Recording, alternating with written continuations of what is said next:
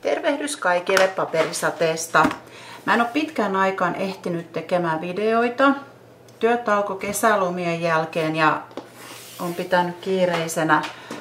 Mutta nyt mä ajattelin, että mä käyn 2 uusinta Heartfeltin kokoelmaa läpi. Eli on Sparkling Poinsettia ja sitten ihan uusin on Farmers Market. Ja sitten syyskuun alussa tulee sitten taas uutta. Mutta mä otan nyt tämän joulupaperit ja leimasimet ja stanssit nyt ensin. Eli se oli Sparkling Poinsettia. Ja tämä paperikko on se 12x12 tuumaa ja siinä on 24 kaksipuolista paperia.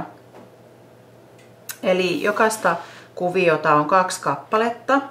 Ja sen lisäksi, että tässä on näitä 12x12 tuuman papereita, niin löytyy myös korttipohjia, joissa on joko kuvia tai ilman. Ja sitten on 6x6 kokoisia papereita ja sitten on vielä semmosia pieniä täkejä ja tämmöisiä pakettikortteja siis. Mutta tämä alkaa ihan näistä siis korttikuvista. Ja tämä on nyt tää on ihan perinteisen punavihreätä, tää Heartfeltin paperikko. Ja tässä on tämmönen, missä on vähän niinku sanomalehtiprinttiä. Ja sitten siinä on toinen samanlainen. Ja sitten täällä reunoissa on monasti näitä tämmöisiä pienempiä sanontoja tai pieniä tällaisia, mitä voi käyttää koristeena. Siellä on Peace on Earth ja Merry Christmas ja niin poispäin. Tuossa on paperin toinen puoli. Et tästähän voi käyttää myös ihan tämän kulman korttiin. Et vaikka se on näin valtavan suuri, mutta osia paperista voi käyttää ihan korttiinkin. Leikkaamalla vaikka niitä kukkasia irti. Ja sitten... Ja tosissaan tämä kukkanen näissä on nyt joulutähti. Ja sama ne leimasimet on myös joulutähteä. Mä nyt tiedän haittaako toi valo. Mä luulen, että mä sammutan ton valon. Ja siinä on kynttilä. Ja sitten on myös leimasimista löytyy semmonen, missä on kynttilä. Ja nämä korttipohjat on vähän eri kokoisia, että on 5x7, 4x6, 6x6. Olisiko toi sitten 4x4 kokonen. Ja sitten täällä on tämmönen ihana raita toisella puolella. Ja nämä on silleen suunniteltu tosissaan, että jos on korttipohja, niin sitten toisella puolella on tämmönen koko sivun kuvio. Ja sitten on näitä, missä ei ole mitään leimattuja kuvia. Että voi itse joko leikata tämän aukon pois, tai sitten leimata ja värittää itse. Tai liimata. Ja täällä takana on sitten tämmönen vähän isompi. Näistähän saa kivoja muistoalbumisivujakin. Toinen samanlainen. Ja sitten täällä on tosissaan näitä pakettikortteja täällä sivuissa. Ja sitten tuo toisella sivulla on tuommoinen pieni tämmönen suikale tai raita, missä on hyvän joulun toivotuksia.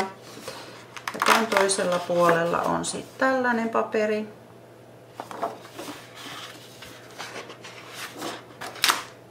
Ja sitten on lisää korttipohjia ja sieltä löytyy tämmönen punavihreä koko sivun kuvio. Ja sitten tulee näitä 6x6 kokoisia. Eli nämä on ihan samat kuviot kuin on näissä isommissa papereissa, mutta ne on vain skaalattu pienempään kokoon. Ja sitten toisella puolella on koko sivun kuvio. Ja näitäkin on kaikkea 2. Ja sitten on tämmönen vihreä, missä on noita muraatteja tai ja sitten on tommonen toisella puolella, missä on iso kynttilä. Tommonen himmeä kuvio. Ja sitten täällä on näköjään myös tällaisia englanninkielisiä, onko tarkoituksiin, rukouksia ja joulutoivotuksia ja tällaisia, mutta sitten on myös näitä pakettikortteja ja toisella puolella on sitten 6x6, tuolta lähteekö se irti, 6x6 kokosta paperia. Et jollei näitä halua käyttää, niin sitten toiselta puolelta löytyy tosissaan sitten noita 6x6 kokoisia. Ja sitten on vielä näitä pakettikortteja ja tämmöisiä pienempiä, mitä voi käyttää scrappisivuissa. Ja sitten on vähän niin kuin postimerkkejäkin täällä ylhäällä. Ja toiselta puolelta löytyy taas nämä 6x6 kokoiset paperit. Ja sitten tässä joululehtiössä on tämmöisiä joulutoivotuksia. Tää on nyt 4x3 tämän koko. Ja on sitten englanninkielisiä joulutoivotuksia, mitä voi käyttää. Ja toinen puoli on sitten ihan yksivärinen, tai yksivärinen, mutta tämmönen punainen koko sivun kuviopaperi. Eli semmoset oli nämä paperit. Ja sitten siihen kuuluu 2 eri stanssia. Otetaan ensin. Toinen on tämä Large Sparkling Poinsettia, eli suuri tämmönen, mikä tää nyt oli, joulutähti. Siinä on sekä leimasin että stanssi. Ja tämän suuren kukkasen koko on 3,5 kertaa 3,25 tuumaa. Ja siinä on myös 3 lehteä. Ja sama on täällä stanssin puolella. Ja tämä kukkanen ja nämä kukkasen keskellä olevat heteet, vai mitä ne on, niin leikataan yhdellä stanssilla ja lehdet saa leikattua yhdellä stanssilla. Ja tähän ei tarvitse tehdä sitä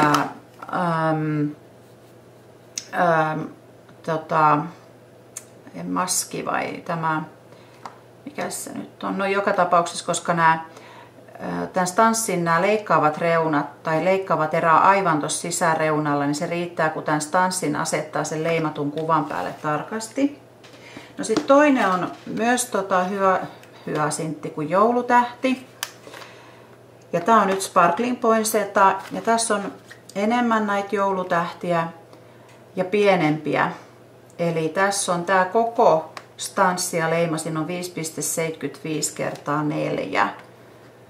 Ja tässä on tosissaan leimattua 4 eri kokoista joulutähteä ja niihin noi keskustat yhdellä leimasimella ja sitten stanssattua yhdellä kertaa tällä stanssilla. Ja sitten mä otin vielä muutama, tämmönen on Sparkling Poinsettia Notes, eli se on tämmönen taustaleimasin. Ja tällä saa tehtyä vaikka korttipohjan ja sitten tähän päälle voi tehdä vaikkapa noita kukkasia koristelemaan, vaikka muutaman tai yhden ton joulutähden koristelemaan. Ja siellä menee tuonne nuotisto ja laulusanat taustalla. Ja sitten on vielä Sparkling Poinsettia Candle. Joo.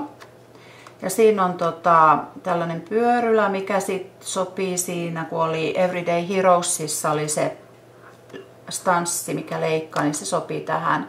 Ja sitten on tommonen joulutoivotus ja on sitten vielä tää kynttilä, josta saa tehtyä kivan tällaisen kortin koristeen. Ja se on 3,75425